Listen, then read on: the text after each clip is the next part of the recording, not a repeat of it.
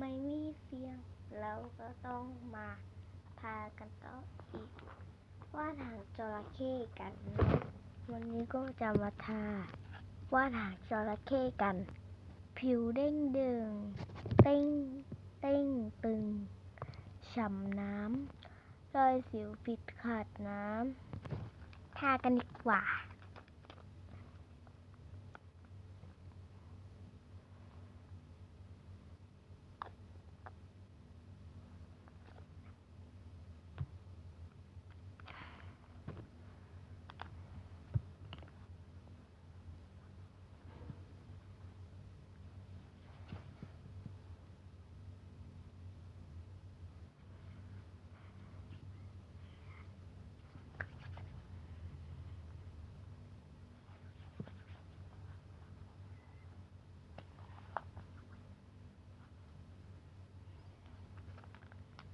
ดีมากใช้ทุกวันใช้ไม่เบื่อวันนี้ก็เป็นวันหยุดที่แสนสุขวันนี้ไม่มีเสียงเพราะเพิ่งตื่นนอน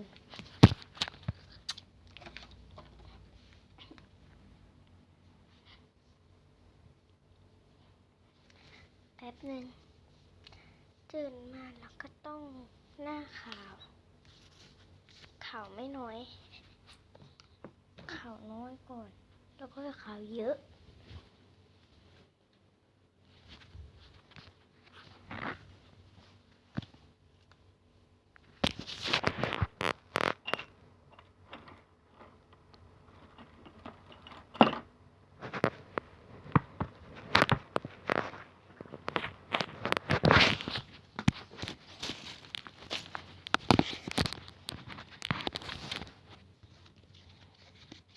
ข้างหน้านี้คืออะไร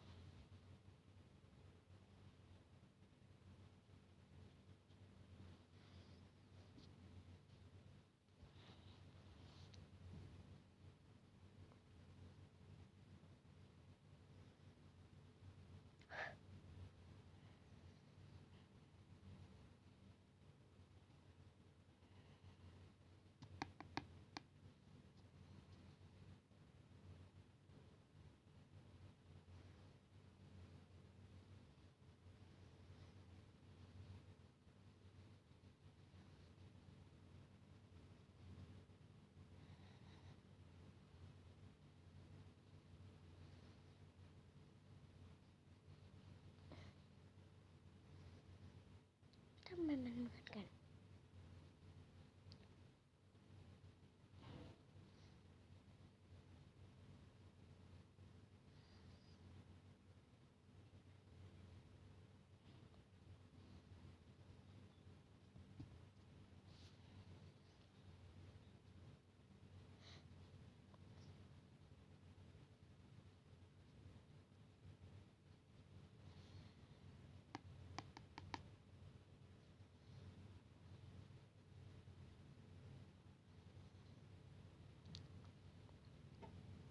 โอเค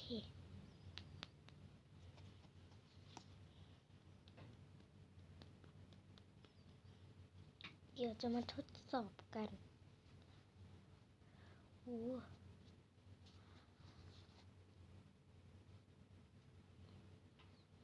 ยังไม่ได้ทากับทาแล้วขาวจั่วเลย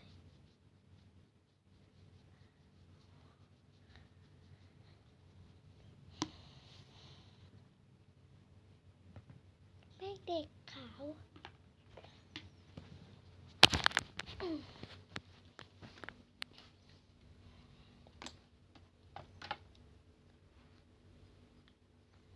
วันนี้แค่ทาแป้งก็พอ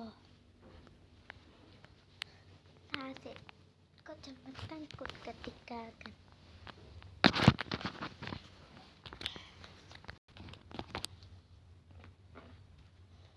น่าไม่ใส่เลยมันโดนนี่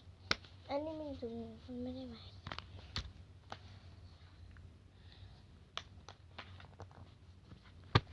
ถ้าจะเปิดร้านน้ำกันหาป้ายก่อน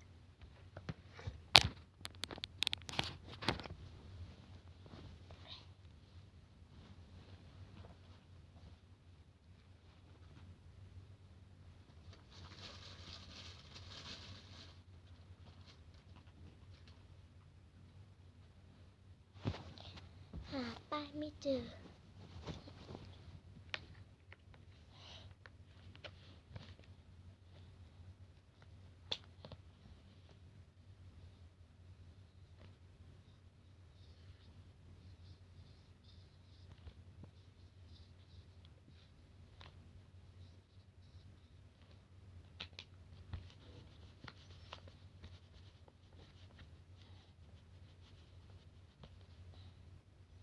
ใช่กลุ่มเราชื่อว่า Wordring และร้านน้ำเราชื่อว่า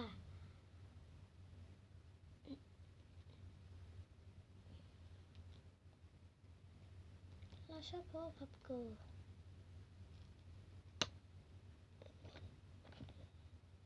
ชาน้ำชาไข่มุกก็ได้ร้านชาไข่มุก